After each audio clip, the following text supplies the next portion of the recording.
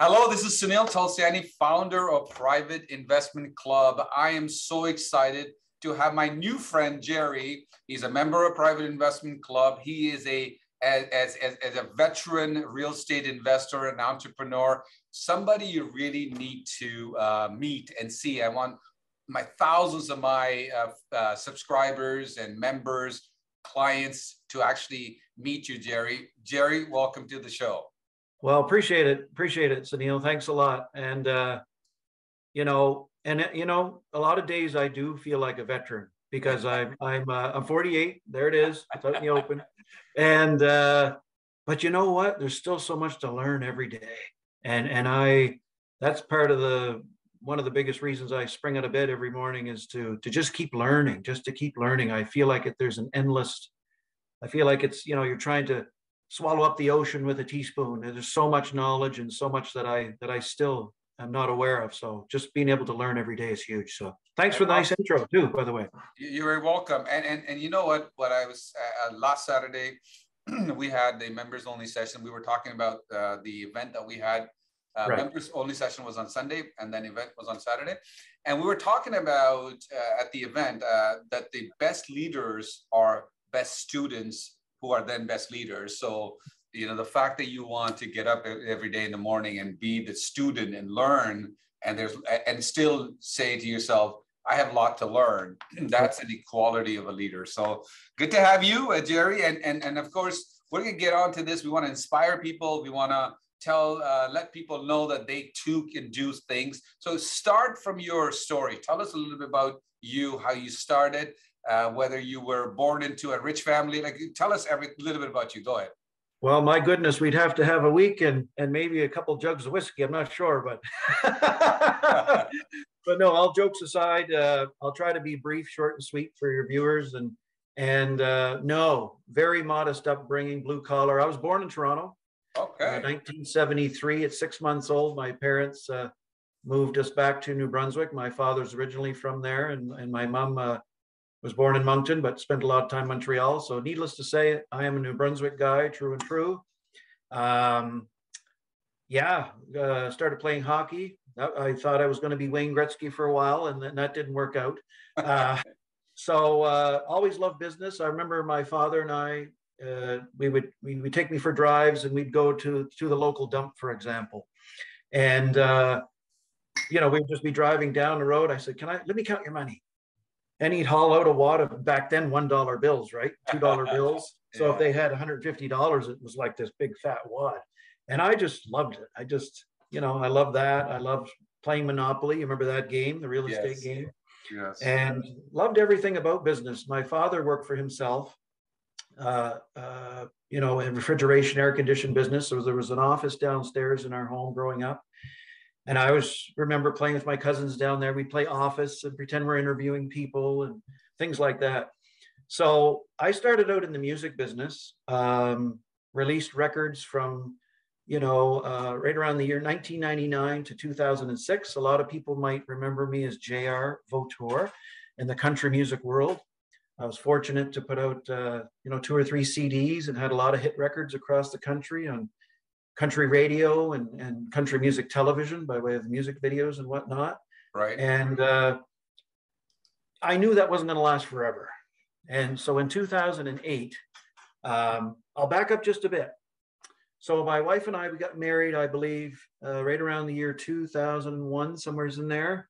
I hope I got this right. I hope I got that right. I'm in trouble. So somewhere's in there, give or take 12 months, a little grace there. Wow. And I always heard that owning your first home, as a new couple was hard enough, to pay the mortgage and whatnot. So I also heard that having an apartment was very easy to rent it out. So she was scared to death. I was too, a little bit, but I had to try it because people were telling me how easy this was. Right. Some people told me it'd be a nightmare. You're going to hate it. But needless to say, I took a chance.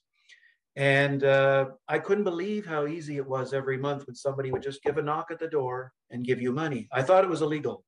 I didn't know because the odd time where they had a plumbing issue or a little electrical issue, from one of my favorite books, Who Not How, which Yes. never existed back then. I just said, well, I got no interest in doing any of that stuff. I'll just call a plumber or I'll call an electrician, which I was very good at doing that. So within 6 months, I was hooked. I was addicted to renting out. So before you know, within 3 or 4 years, I had 6 houses up in our area that I rented out to university students. Right. Wow. And yeah, so it was my own little business while still doing my music thing. And then 2008, I ran into a fella at the local gym, and he told me about a business that he had. And I asked him about it, and he wasn't from here. He's from Iran, actually. And he started talking about the numbers and how much taxes he paid. And I said, oh my goodness. I said, if you ever need a partner, let me know. That sounds like a good problem to have. And within 9 months, I became his partner. I did a lot of due diligence and wonderful little business. I still own it today. What is that business? Yeah, it's a little pub nightclub. It's called the 2020 Club in Fredericton. I see. And they have the VLT machines inside. So that was my very first big, took everything I had. I think I had saved up from my music business $100,000 in cash after 5 years, which isn't a lot. And then I took out a loan from the bank of 100, and I went all in on that after 9 months of due diligence, because I was scared. My wife was concerned, but the numbers were so good. I had to move forward. So once again, without having to spend too much time there, the return was great. Once again, I thought, how can people make this kind of return where they don't physically have to work for the money? And so I got hooked on that right away, just like with the renting thing. And then a few years later, somebody presented me with a car wash opportunity somebody was selling. Once again, I don't have any idea how to look after a car wash. I couldn't build the doghouse if you paid me to. I'm not that person. Once again, the numbers look good, and due diligence, it made sense. I'll find people who know what they're doing to be on the team. And today we're the largest car wash independent operators in the Maritimes. One of the largest in the country. Yeah. And so for all your viewers, if an idiot like me can figure this out, because it took me 4.5 years to get out of high school, 3-year program. Wow. I was bored. Yeah, me too. I was bored, and I was straight up honest with my teachers. I said, I'm not. They said, Gerry, it seems like you're not with us. I said, you're right. So what are you thinking about? Because you're not here. You're not learning what I'm teaching you. I said, no, I'm not trying to be rude, and I didn't cause trouble or anything. They could tell that I was daydreaming, and I said, I'm just thinking about my music business at that time. That's what I wanted, and I heard somebody say once, and I don't know how true it is or whatever, but it's that school didn't fail you, or you didn't. Sorry, you didn't fail school. School failed you. Yeah. Because there is no school for entrepreneurs, or at least there wasn't back then. But today that's changing. Especially for adults, it's changing for adults. Right. Yeah. With stuff like you're doing, Sunil, with bringing people together as part of your PIC group, and the education is just beautiful, and you have, people like myself and yourself who are true entrepreneurs, but get together in a room and learn. Exactly. And we want them to dream. We want them to dream. We want them to do crazy stuff. Yeah, 100%. So let's talk about your real estate business. I mean, so you came from a humble beginning. You kind of fell into it, basically. Bought your first business, and then you saw your father. You were counting money and all. That's amazing story. And then you ended up, it's like, I don't know anything about car washes, and then boom, so the numbers look good and you went for it. How many car washes approximately do you own today? This is 2022. Right. As of this second, officially it's 13. And by the end of the year, it could be 16.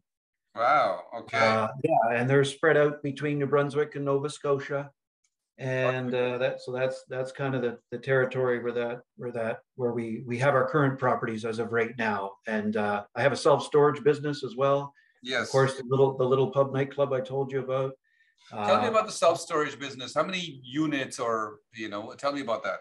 Yeah. So the very first car wash that I bought, actually, I'm going to back up just a hair if it's Sure. okay with you, Sure. because I think it would be important for people who are looking to dream and are wondering, who are listening to this right now, thinking, could I? Is this guy really telling me the truth? Well, I'm here to tell you that 1,000,000% yes, because I was so rock bottom, Sunil. I lived in a garage. Wow. I lived in a garage for about a month with my parents. My parents are the best parents in the world, but unfortunately they made a bad business decision many years ago. And in my high school years, getting to the end, I ended up living in a garage for a month while we're waiting to move in a downstairs apartment. Wow. Yes, in my teens. And if you remember back in your teens, that's difficult to go through on its own. Yep. So that's where I came from. And I think, and in the book that you were so kind to invite me to co-author with you and your team, I talk about that and hitting rock bottom. And I think for me, as oddly as it is, it was really great for me because I bounced. Exactly. I hated that feeling of being broke, no options, worried about money all the time, to just wanting to do a complete 360. And it's like, I see other people in my community and how well they're doing. They can't be any smarter than me. It's time for me to shoot off like a rocket.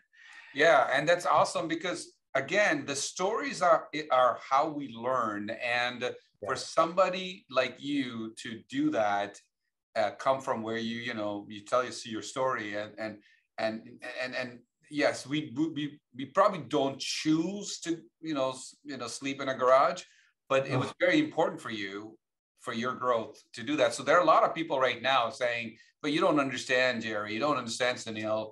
My situation is different. No. We understand that, I came from a humble beginning. You came from the same humble beginning as well. So you own businesses. That's what you talked about. You talked about storage units. You talked about the car washes.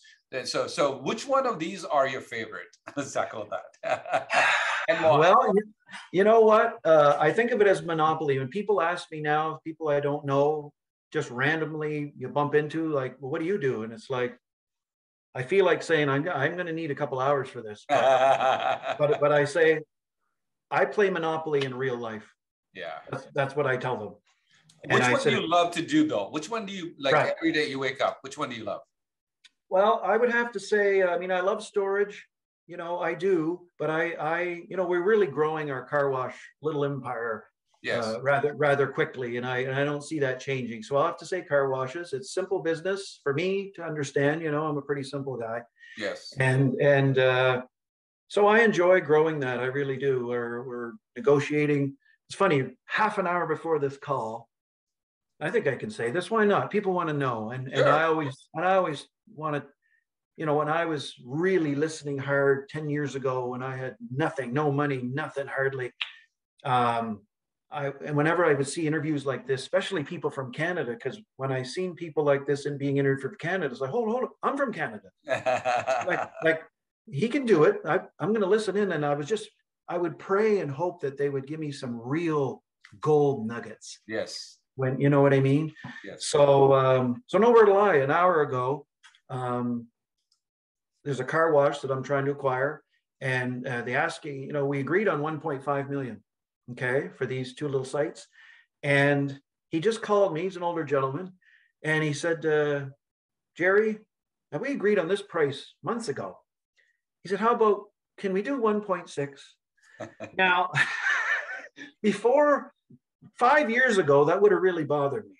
Yes. But when I started hanging around more people like yourself, in the PIC group, other mentors of mine, like the Grant Cardones of the world, Robert Kiyosaki, Rich Dad, Poor Dad, all you guys, everybody. What I learned today was, instead of reacting and getting all excited or maybe being offended or whatever, in his world, $100,000 means a lot. Yes. That's a lot. And it is to me too. However, I'm not going to use any money to buy this thing for 1.5. And if I can, give him an extra $100,000 for something that I'm going to turn into, well, let's just say a lot more than that in the Yes. next 2 years, because of the value add that I'm going to do, the renovations that I'm going to do to these sites. This 100,000 in reality spread out over a 20-year amortization, or maybe more, depending on my bank finance. You're right. It's really peanuts in my world that the business pays for anyway. Yes. So sure, I'm going to end up agreeing to that. But 5 years ago, or even more, I wouldn't have done that. I would have tried to really haggle and give him a hard time and potentially lose the deal, because that's what my dad told me to do. But although my parents were and are still the best parents in the world, they don't know anything about money. Right. And they meant well, right? They wanted to protect us. They wanted to. They love us.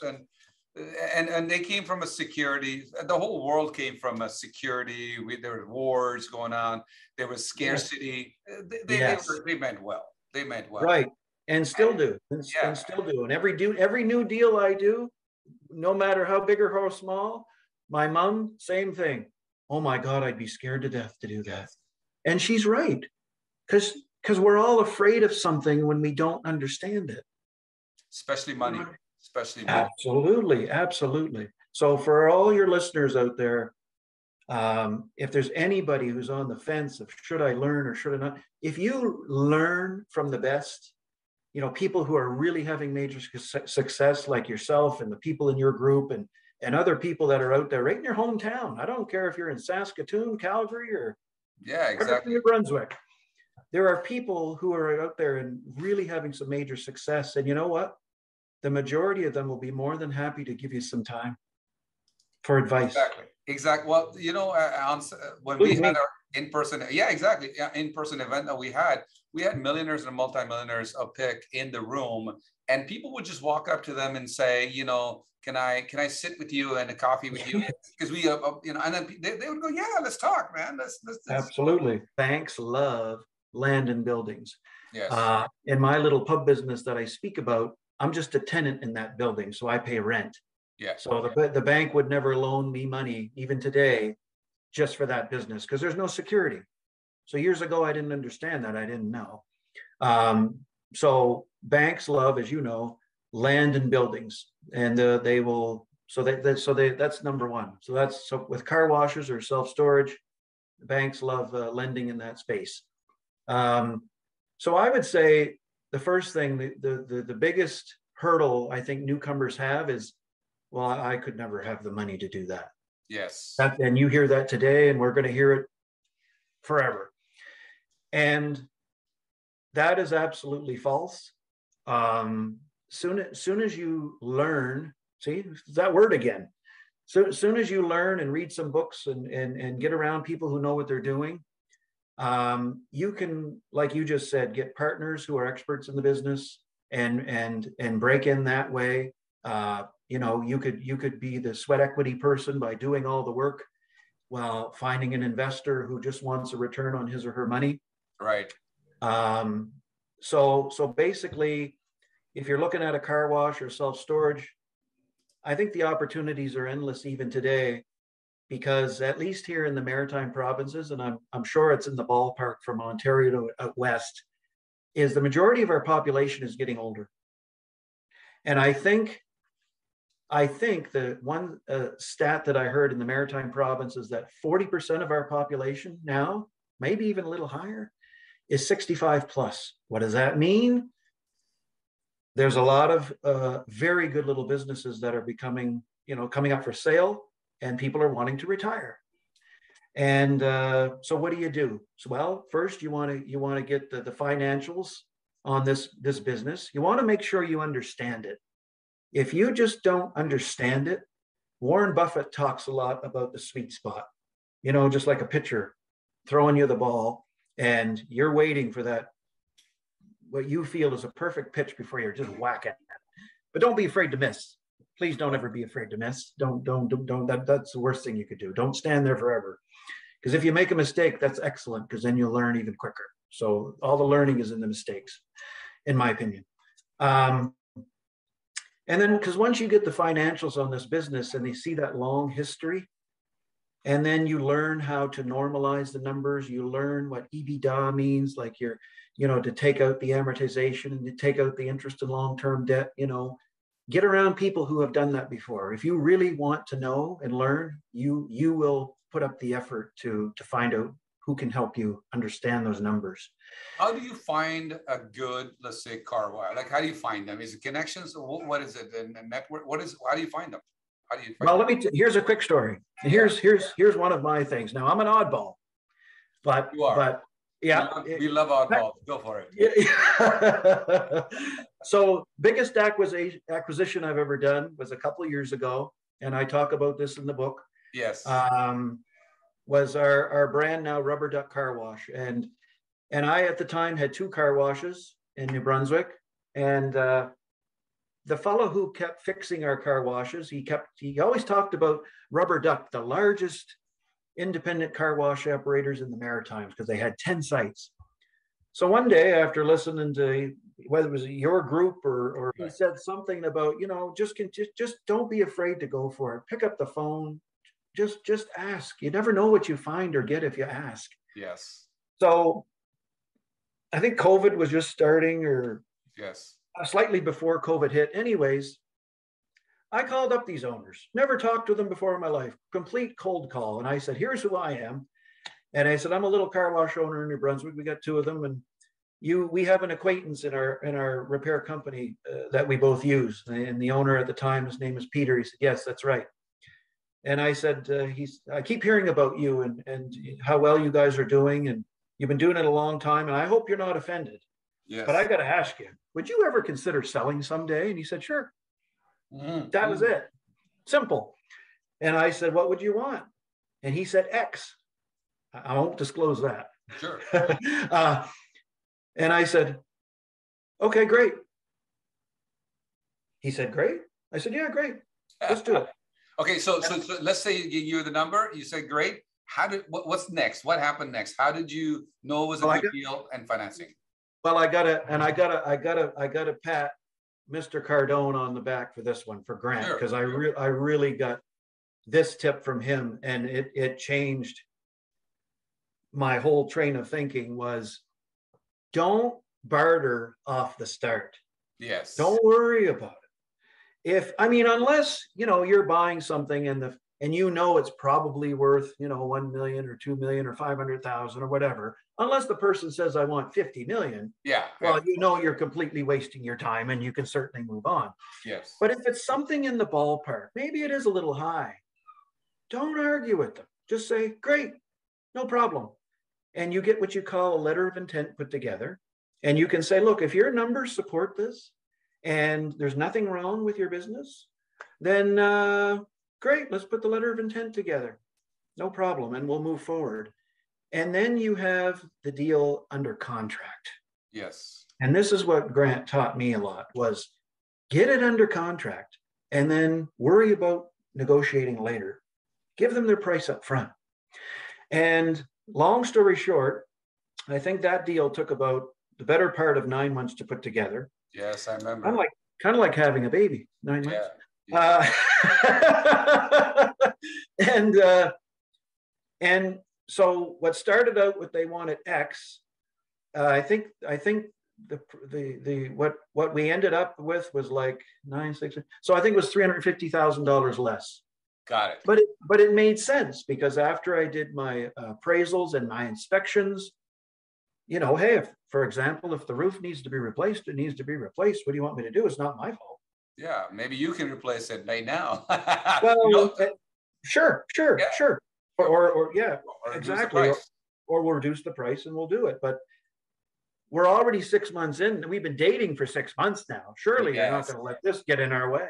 Yeah. And I would encourage that. That's such a huge tip that really helped me in negotiating, that don't worry about off the top. Just start dating first.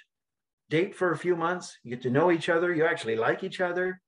And then negotiations down the road will go a lot smoother. Or because they're going to have to start all over again with somebody else. That's right. That's right. And especially when you show them the proof or Absolutely. right? You're not just going to them and saying, you know, look, we talked about it for this much. I just want $350,000 off. Just give it to me. No, you're actually going back and saying, right, this is the reason why. Exactly what we did when we negotiated like multiple properties and things like that. We just said yes, signed the letter of intent, then signed the paperwork and said, let's start the due diligence process. It was usually not 9 months, but still, if it was 3 months into it, we said, you know what, you said the cap rate was 7%, but we just did the numbers and let's talk about this. It's actually 4, cap is 4.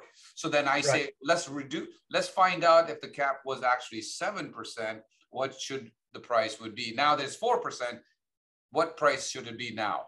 And then, and then we kind of went. So, but the idea that you talked about is build that relationship first. Don't worry about negotiating right off the bat, and then negotiate once the relationship is built. 100%. And I love what you said too, is provide these people with proof. Yes. You know, and treat people like you want to be treated. And that way, when you come with proof from the inspector or the mechanical person, it's not you pulling numbers out of the air. It's like, there's the report. I'm being totally transparent. There it is. Yeah. And usually by this time, because you built that relationship, you're saying, hey, let's be fair. You know, let's be fair with the, you know. Absolutely.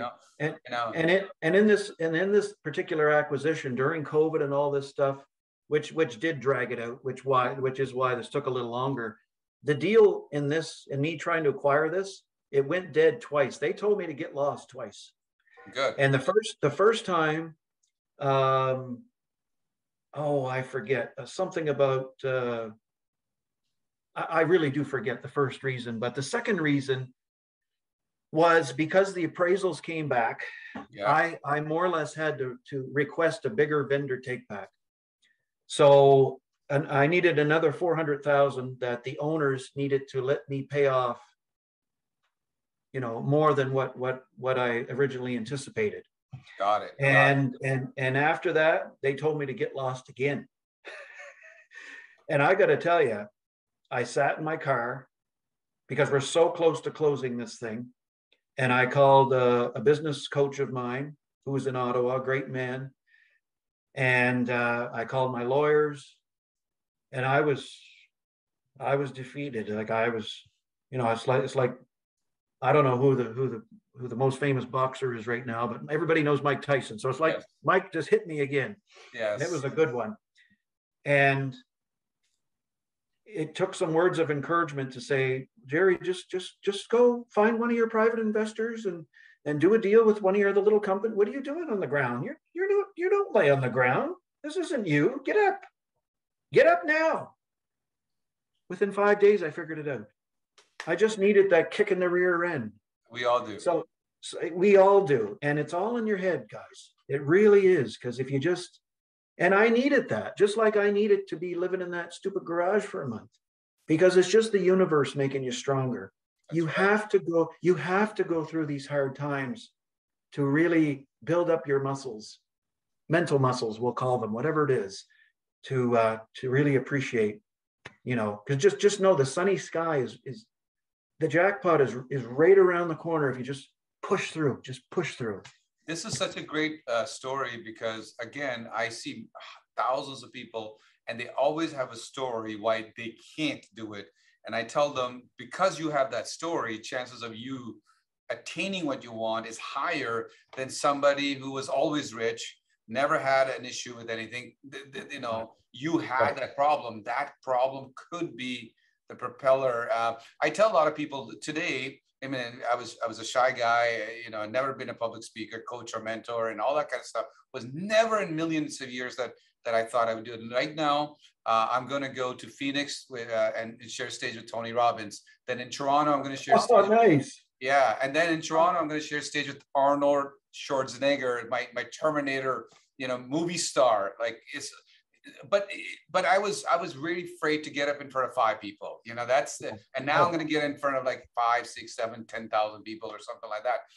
And Private Investment Club, that has become the largest elite real estate club in Canada, United States, started because I had a gentleman in 2005 when I left the police force. he had a training real estate club style, and he said, I said to him, "Can you coach me?" And he said, "Yes." And I said, "I will help you with your club and all that stuff." I would bring people to him and all that stuff. And he would get up on the stage, and he was so great, inspiring, and all that stuff. One day we finished, and he had a little bit to drink, and then we were at dinner, and he had a little bit to drink, and he says to me, "Only idiots buy real estate." I'm like for me, the whole thing just shattered. It's like, yes. You know, I trust this guy, I love this guy. I'm like, you know, and he's on the stage telling people that you should buy real estate. And I said, well, what? And he repeated himself. I said, I don't understand. Like, I was like, felt like an idiot. I like, well, what do you mean? Yes. And he said to me, "We want people to buy our courses, then advanced courses, then advanced courses, then advanced courses. If they end up buying real estate, they're not going to buy my courses." And so the being unethical was not part of the game for me. So this person I trusted and liked and all that stuff, I said to him, "Well, then I can't be with you, right? Good for you. Good for you. Yeah, Thank 100%. You. And what, you know what he said though, which was great? It wasn't great at that time. He said, "Sunil, you're nothing without me." So thank you for that. That's what I needed. Thank you. The birth and private investment club because of that man, you know. Yes. So now you got like that's Tyson punch, that right? Yeah, that was amazing. That was but it wasn't amazing at that time because it was like I went home, like felt like I was basically drowned, and loved this guy, loved the whole aspect, bought into the whole thing. And then I looked around, I'm like, which are the companies that are doing what I want to do? Couldn't find it. I said, let's just make one, just build one. Yes. You know, where we do want people who become members of our club, they don't have to keep buying advanced courses. I want them to buy real estate. I want them to grow. You know, you came along, you had a business that was doing really well. And somebody like you, as intelligent from a business point of view, because you say yourself, you know, you're not, but you're being very humble from entrepreneurship. You're really good at it. And then when you came along, when you became a member, first session, which I do with a lot of people, with you was like, how do I scale? Right? The simple stuff. Hire somebody to do the stuff that, you know, you're like, oh, that makes sense. And you hired, and you send me an email saying, well, that was very good, right? Absolutely. Yeah. So you grew as a businessman, as an entrepreneur, and your growth continues to grow, which is very impressive. Anything you want to say as we finish off? Any words of wisdom or anything for somebody who is already very successful, for somebody who's somewhere in the middle, and somebody who's starting out? Go for it. Well, for somebody who's already very successful, I don't know if this is for everybody, but for me, I get asked, seems to be more and more lately, is what do you look for in deals? Yes. And for me, at the top of the list, time. And they're like, what do you mean time? You need to know the time right now? It's 2:00. What do you just answer the question? Yeah. So whenever I look at any deal now, and I just learned this a lot in the last few years, is how much of my time will this, by acquiring this next deal, next asset, how much time will it take away from me? Right. Per day, per week, whatever it is. Okay. That's box number one. Box number two is, how much stress will this cause me potentially? Okay. Still nothing about money. See, time, stress. All right. And if it's not going to take too much of my time, team members can help, you know, stack this wood, as I like to call it. It's not that stressful because I know the space and my team can handle it. You know, we can all work together and handle that. Number three is, oh yeah, does it make any money? Yes. Does it make sense? So I don't know if that's be helpful for anybody, but especially the high-end people who are doing really well. Well, 100%, because I don't know about anybody else, but the last thing I want to do is, even if the returns are phenomenal, if I have to spend 70 hours of my week now doing just that, and I can't see my family anymore, friends, what's the point? There's and if no somebody's point. In the middle and somebody's starting out, what's the advice you have for them? Just know that there's always a way. There's always a way. But you know, your books, reading your books from the PIC group, Rich Dad, Poor Dad. worldwide. Everybody knows that stuff. The 10X from Mr. Cardone, you know, from Grant. Just get around it and just dive into all that stuff. YouTube videos from experts, not somebody selling you can get rich quick, because there is no get rich quick, but as Grant likes to say, there's get rich for sure. Yeah. And real estate can do that. And you don't need money. You don't need money. You know, I still don't use any of my money. It's all the bank's money and private investors and, you know, all that stuff. I got no money. You know, I do now, but it's gone before, you know, I get rid of it quick, you know, put it in real estate and stuff like that. But you can do it. Just get around it. Get around people too who are already in it. Yes. Don't be shy to ask questions. Just go for it. And attend events, meet people, man. It's just yes. So one of the best advice that you ever gave me, Sunil, was, Gerry, you need an assistant. I said, that, you know, would cost about 50 grand a year. Yeah, what's the problem? You said. I said, well, geez, I don't know about the case. He said, and you said, what could you do if you had, you know, Mr. Time, you're talking about time. All right, well, prove it to yourself. If you value time more than money, then put somebody in your payroll who could really help you, free up. What could you do with another 30, 40 hours a week? How many more deals could you find? How much more time could you maybe spend with your kids? Whoa, never thought of that one. That became a little bit of your spin and on your business. So again, I applaud you for being that push to making that happen, and it did. I have a lovely person who was a big help to me, and we're, you know, our company is about to hire a COO position that'll pay out 125, 150,000 a year. You know, so how are you going to do that? Well, we'll have to buy another car wash or two. That's all. Whatever. That's okay. But then that'll free me up even more to do bigger and better deals. And you know, last year we gave away to charities 25,000, and our goal this year was to do 50. I think it's going to be 100. Wow. I think we're going to do 100 this year. Wow. I really do. Yeah. That is amazing. So yeah. So I'm telling you. That's awesome, man. Yeah. So please, if you're out there listening, you know, just get around people, you know, just get around people who are doing it, and don't be afraid to ask questions. Gerry, how do people get hold of you? Sure. Gerry.Vautour, so GERRY.VAUTOUR at thegJVgroup.com. Awesome. There you go. So I know what it's like. I know what it's like to be you. I know what it's like, not you, but to a person out there listening who's like, is this guy real? Is this, you know, could I just send out an email and ask a few questions? I know what it's like to be there. 1,000,000% yes. Thank you, Gerry, for that. And again, anybody that's thinking of investing in car washes, maybe actively, maybe passively, maybe however, and you have some questions, or you want to partner up with Gerry, or do any like this stuff, just send them an email, let them know, and you know, and see where that goes from. You know, I mean, Gerry is actually a doer. He's actually an entrepreneur who's not a teacher per se. He's teacher from an experience. That's the most important part, and that's what I love interviewing people on my channel, people who have done it, and now they're willing to give back, and they're willing to help others as well. And like I said, if there's business that comes out of that, awesome. If not, you know, you still learn something from him. So Gerry, so great to have you as always. And I truly, hopefully, you know, hopefully you'll be able to make it to our big event on October 1st. We're getting Robin Sharma, and it's a big event, and we'd love to have you there. And thank you for this interview as well. All right. Well, appreciate it. Thanks for all you guys do. And we'll talk and hopefully see you soon. Take care. Okay.